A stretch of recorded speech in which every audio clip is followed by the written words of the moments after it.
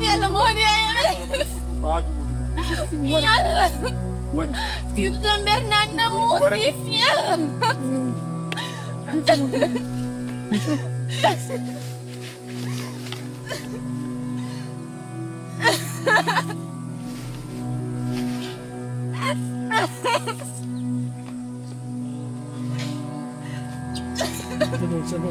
sabun.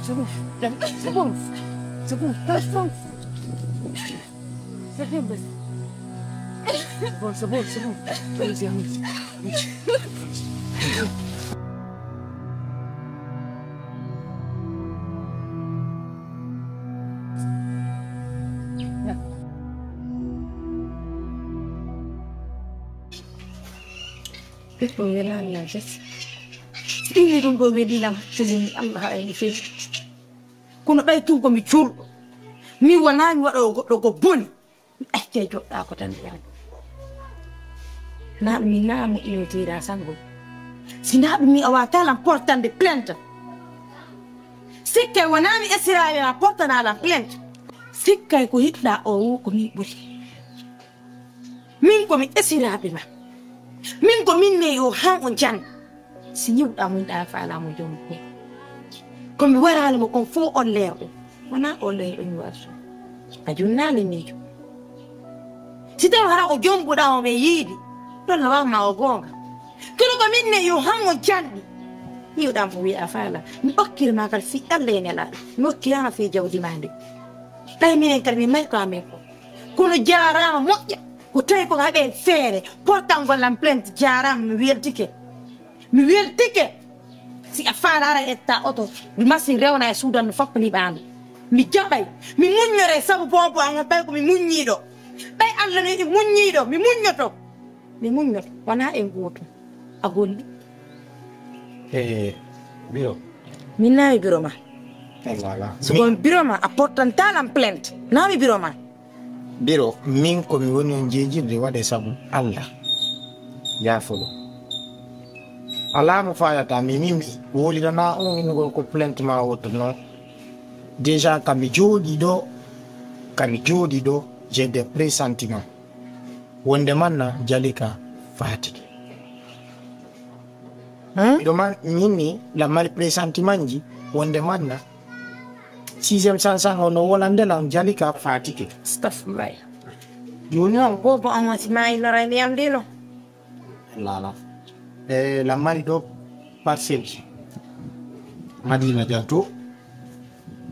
Madina Dia kolade Madina Diato tiri kolade to fala ya de ton pinga ke no parcelle simi ba ga no la no nay deux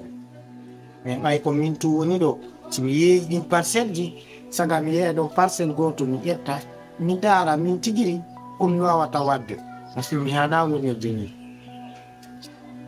si ari on petike piji gono ton andi non la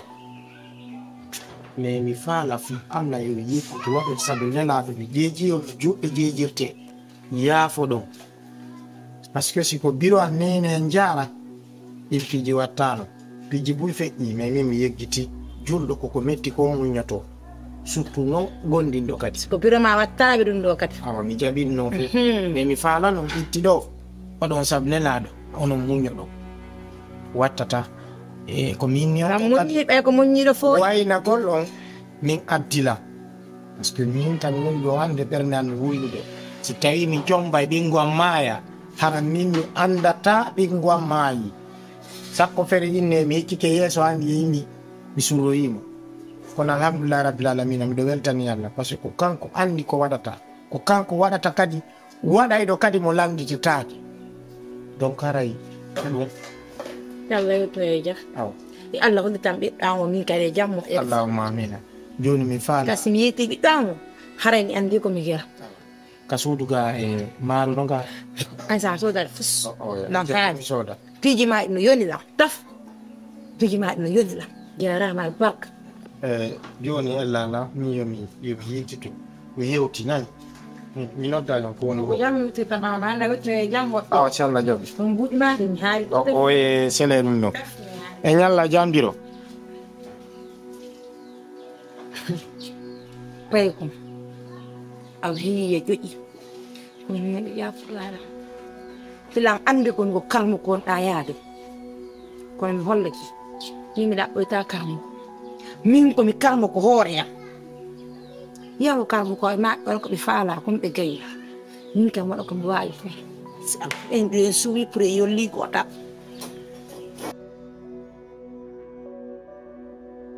c'est bon maintenant c'est bon Fanku lan yan tas lan to fanku fialla fanku hey goɗɗo yindima o warete o simo faala fewtinte finkare o fellama si allah o lanton no wurnuma wuure goɗɗo waratamo balɗe mum langaade goɗɗo ko miijanma ko boni o walla o lan ɗon soofuma ɗo wonami donc s'il te plaît si c'est bon maintenant c'est bon oh fait fanki do fala malak mais ça was fanku fiya ok fanku wayda waɗi wo ko ami d'accord mi fala ya sifano la goɗɗo jokkatama mi fala ya sifano lan titirena no ta hulu ok kanko aw joɗɗintin hakkille maɗa joni sifano alan réellement ko honɗum waɗi tigi tigi fanko noon mi haalama ko waɗe mi anda ko ñande gole na yaade ari ko maaki fanko ari na yaade ko maakiti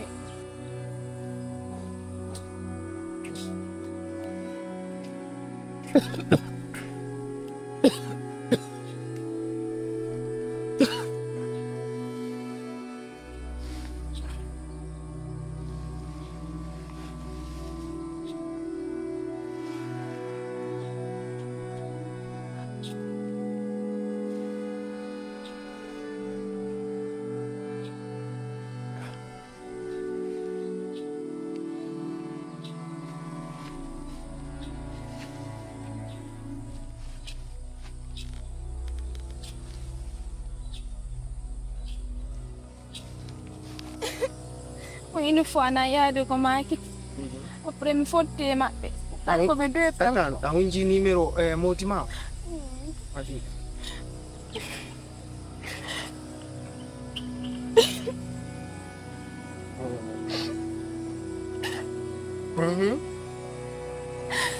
fotte maɓɓe après ɓe suumirila mi anda siko linsere ko on on smart mi andi ko jokka après mi naɓi lange suudu ko mi anda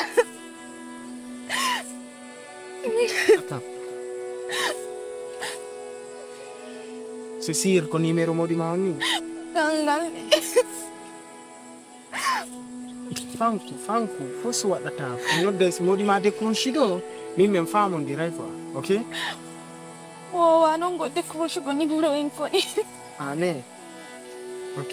yon tanten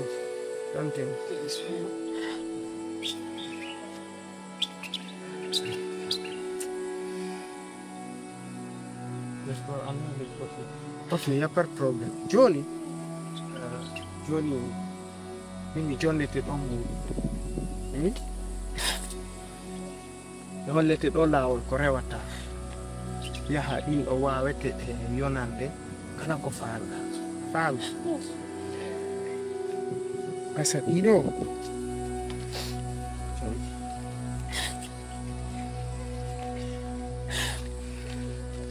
fanku mi jejima jalikatu fanku